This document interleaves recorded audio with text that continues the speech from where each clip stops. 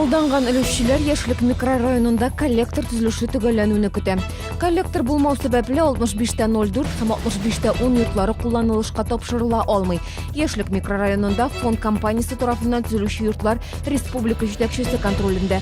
Бүген коллекторны төзеп бетерү өчен яңа инвестор тарафынан 20 миллион сум акча бүленгән. Куюларны төзү 20 майга төгәлләнергә тиеш.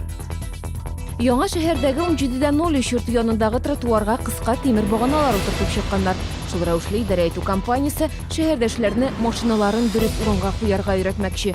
Әлеге яңалыкка карата яшәүчеләрнең фикерләре төрле, кемдер сөенә, машина йөртүчеләр юл калмады дип зарлана. Кайбер ата-аналар балалары тимергә егылып имгәнергә мөмкин дип саный. Әгәр дә бу тәҗрибә күбрәк уңай фикерләр җыйса, күрше йорт тирәләренә дә баганалар утыртачаклар дип белдерделәр идарә итү оешмасында.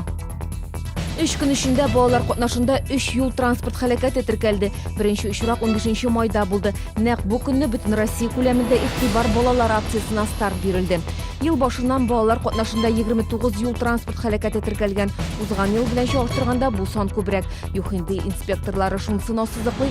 Күпчелек аварияләрдә балалар үзләре түгел, нәкъ мәркәннәр гаепле. Юлларда булган һәлакәтләрдә дә машина йөртүчеләр тизлек режимын сакламаган.